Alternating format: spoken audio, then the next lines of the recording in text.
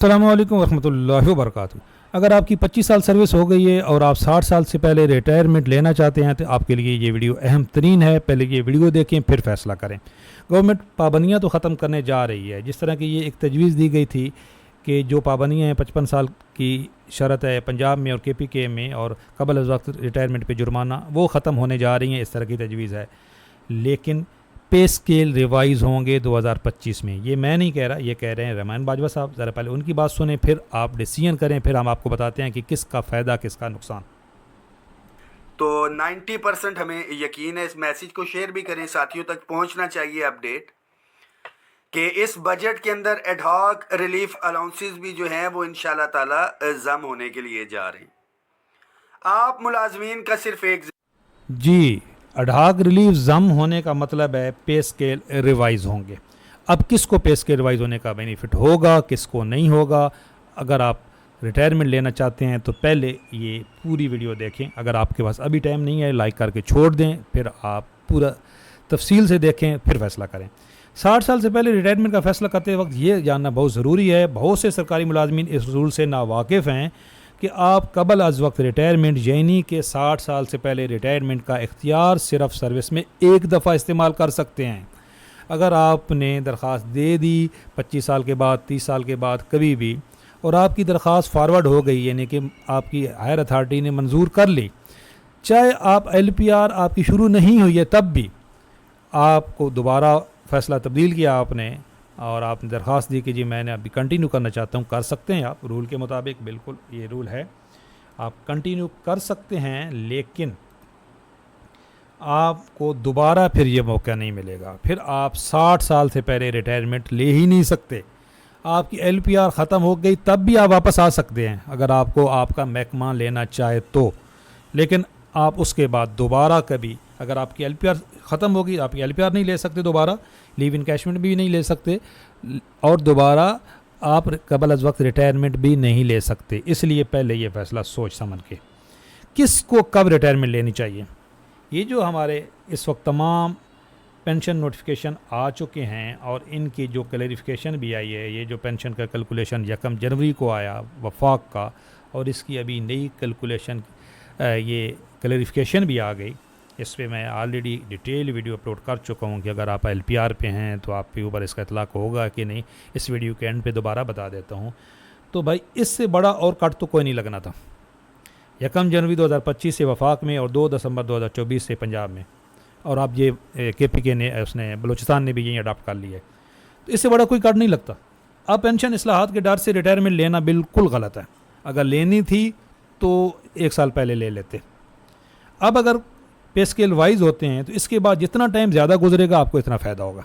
क्यों? ये जो कैलकुलेशन का फार्मूला तब्दील हुआ है, जिसकी ये 24 मंथ की, जिसकी ये क्लैरिफिकेशन भी आ गई है, तो भाई 24 मंथ की एवरेज का मतलब है अगर पे स्केल रिवाइज होते हैं तो आप उसके 2 महीने बाद, 4 महीने बाद रिटायरमेंट लेते हो तो आपकी तो जो ग्रास पेंशन है उसमें सिर्फ 2-3 महीने का वो एवरेज में महीने ऐड होंगे, तो आपको तो पे स्केल रिवाइज होने का कोई बेनिफिट नहीं मिलेगा। जितना आप आगे जाओगे इतना आपको फ़ायदा है वफाक और पंजाब में। अब मसला है सिंध KPK का और आज़ाद कश्मीर का। भाई हमारी इतलात के मुताबिक बजट से पहले यहाँ पे भी फार्मूले तब्दील हो जाने हैं। अब 2 बातें हैं, अगर आप बजट से पहले रिटायरमेंट ले लेते हो पे स्केल रिवाइज होने का आपको कोई बेनिफिट नहीं मिलेगा, और अगर इंतज़ार करते हैं बजट का तो बजट के बाद फार्मूला तब्दील हो जाता है, फिर भी कोई जो आपको बेनिफिट नहीं मिलना। इसलिए ये आप ज़रा सोच समझ के फ़ैसला करें। अगर पे स्केल रिवाइज होने के बाद सिंध में, KPK में और कश्मीर में फार्मूला तब्दील नहीं होता तो फिर जिन्होंने रिटायरमेंट लेनी है फ़ौरी ले लें, लेकिन अब रिटायरमेंट फ़ौरी ले नहीं सकते। ये जो 16 अप्रैल 2024 को एक नोटिफिकेशन आया था कि आपको कम से कम 3 माह पहले अप्लाई करना होता है कबल अज़ वक्त रिटायरमेंट के लिए। 3 महीने से अगर आप जो भी डेट देनी है उससे पहले आप रिटायरमेंट नहीं ले सकते। तो किस्मत है आपकी, अगर पे स्केल रिवाइज हो जाते हैं और आप उसके बाद अप्लाई करते हो और आपका फार्मूला भी तब्दील नहीं होता। ये मैं बात कर रहा हूँ सिंध, कश्मीर और गिलगित वालों के लिए। और KPK के लिए, तो फिर तो आप के बारे में आ रहे हैं, आपको बेनिफिट मिल जाएगा। और अगर आपका ताल्लुक़ पंजाब से है और वफाक से है और आप जो है वो बलूचिस्तान से, तो आपको तो भाई रिटायरमेंट लेनी नहीं चाहिए। इससे मुतल्लिक़ आपके ये सवालात थे जी, कि मैं इस पे ऑलरेडी एक वीडियो अपलोड कर चुका हूँ, लेकिन जो नए हमारे व्यूअर्स हैं, कुछ लोग कहते हैं आप दोबारा उसी को रिपीट कर रहे होते हैं, तो आपको ये नहीं मालूम होता कि हमारी हर वीडियो में हमारे नए लोग आ रहे होते हैं, तो उनको तो भी बाखबर रखना होता है। अगर आपने पहले ये क्लैरिफिकेशन देख ली है तो आप स्किप कर सकते हैं। मैं वफाक का मुलाजिम हूँ, 10 दिसंबर 2024 से पहले LPR पे या लिव इन कैशमेंट में हूँ और मेरी रिटायरमेंट 2025 में है। मेरे ऊपर कौन सा रूल लागू होगा? भाई ये क्लैरिफिकेशन आई है, आपके ऊपर पुराने रूल लागू होंगे, आप बेफिक्र रहें। अगर आप पहले से 10 सितंबर से पहले से LPR पे थे, लेकिन अगर आप 10 सितंबर 2024 के बाद LPR पे गए हैं, तो फिर जो कबल अज़ वक्त रिटायरमेंट का जुर्माना है आपके ऊपर लगेगा, लेकिन कैलकुलेशन का फार्मूला पुराना ही रहेगा। और अगर आप फ़ौज या किसी फेडरल इदारे से रिटायर हैं और वहाँ पेंशन मिल रही है और 1 जनवरी 2025 से पहले दूसरी जगह मुलाजमत कर रहा हूँ, मुझे से पेंशन मिलेगी कि नहीं? तो आपको पेंशन मिलेगी भाई, आपकी पहले भी चलती रहेगी। जो नई क्लैरिफिकेशन आई है, आपके ऊपर इस नोटिफिकेशन का इतलाक़ नहीं होगा। 1 जनवरी 2025 के बाद अगर दूसरी मुलाजमत इख्तियार की, तो क्या पहले वाली पेंशन छोड़नी पड़ेगी? बिल्कुल नहीं छोड़नी पड़ेगी। जो क्लैरिफिकेशन आई है, आपकी पहली पेंशन चलती रहेगी। हाँ, दूसरी पेंशन आपकी नहीं मिलेगी, जो आप दूसरी मुलाजमत इख्तियार करेंगे वो पेंशनेबल नहीं होगी। फैमिली पेंशन से रिलेटेड भी सवाल थे जी, कि मैं अपने वालिदा की पेंशन ले रही हूँ, मेरी पेंशन तो हयात है या 10 साल। भाई चाहे आप वफाक से हैं, आप किसी भी सूबे से हैं, आप अगर 10 सितंबर से पहले पेंशन ले रही हैं तो आपकी लाइफ टाइम है। मेरे वालिद की वफ़ात के बाद मेरी वालदा पेंशन ले रही हैं, कि इनकी वफ़ात के बाद मेरी पेंशन बनेगी या नहीं? अगर बनेगी तो कितनी? अगर वफाक से हैं तो 10 सितंबर 2024 के बाद 10 साल बनेगी। पंजाब से हैं तो बिल्कुल नहीं बनेगी। किसी और सूबे से हैं तो कोई फ़र्क नहीं पड़ेगा। ये हैं आपके सवालात।